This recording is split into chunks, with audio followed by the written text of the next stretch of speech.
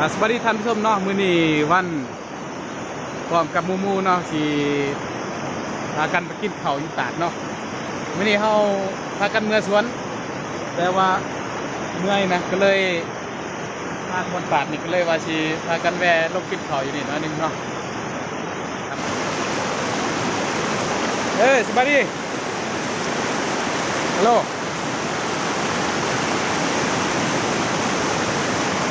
เฮาสิกินข้าวอยู่นี่เนาะ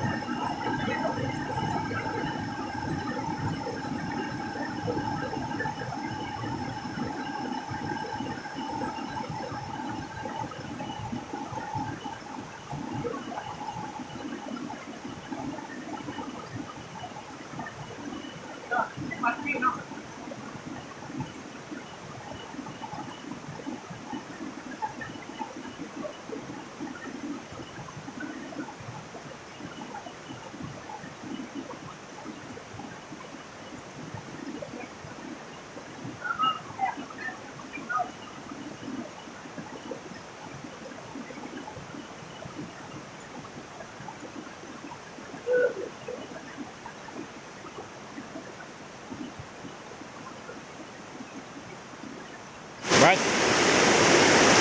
เอาใช่ขึ้นไปเอาเราพี่น้องเนาะกินอันนี้เขาเอาบัตรพี่มานำโอ้ยแม่ปวดโอ้แม่ปวดเลย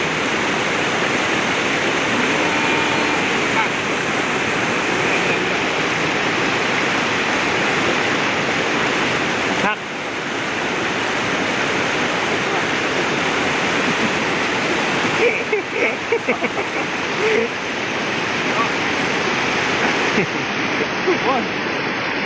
ยังได้สั่งเป็นยังต้องมัดจากนู้นไปทางนอกจากเจ็ดกีเดือดเลยนะเบ็ดมันลอยอ่ะเดือดเอาตื้อๆนะเอ็ดตื้อประจำเจียวโซ่กล้องดูโซ่กล้องก่อนหนึ่งมีบาสบีนำนะเอา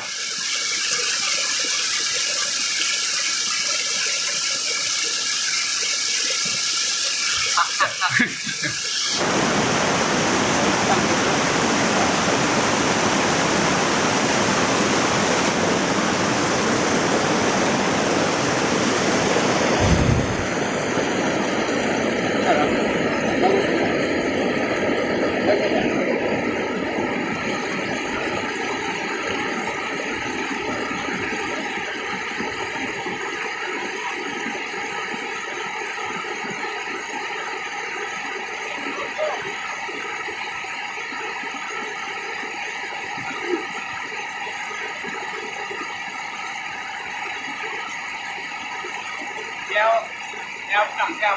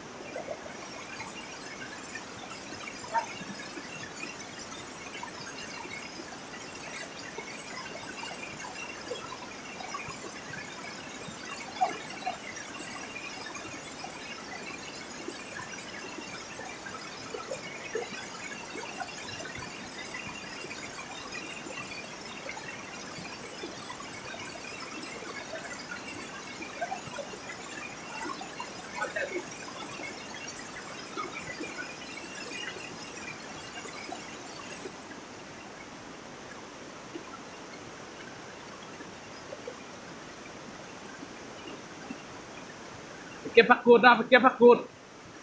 เด็กินปลาหมดแหละ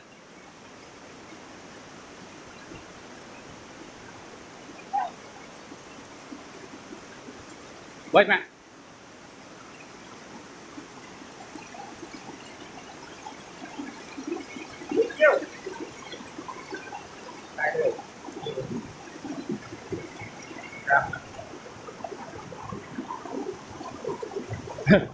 น้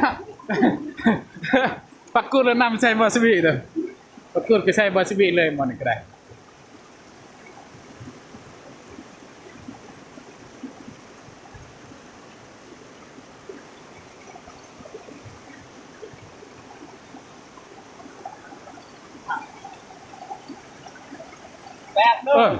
ตัวแรกคักๆ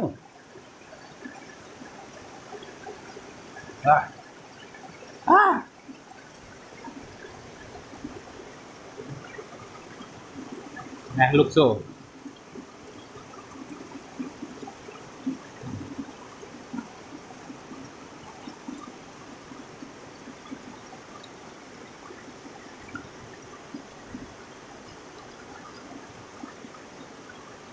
โอ้ยใช่แล้วเฮ้ยใช่แล้ว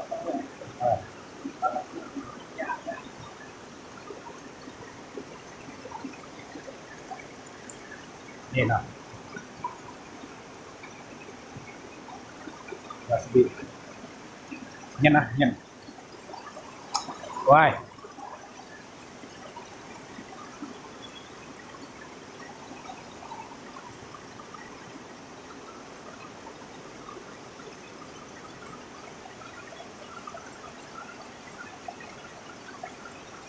มืออ่อนนะ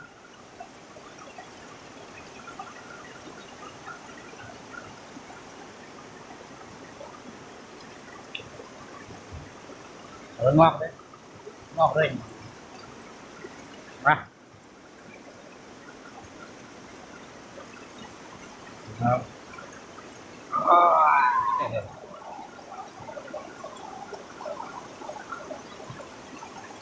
เลยสำหรับ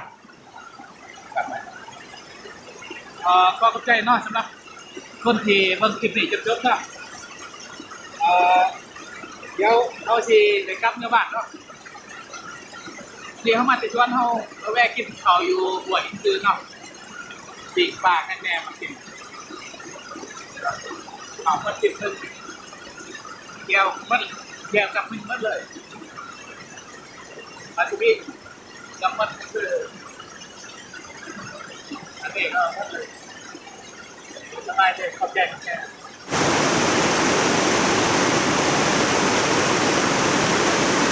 เนาะพี่น้องเนาะอันนี้เมื่อพักกันเมื่อบ้านกัน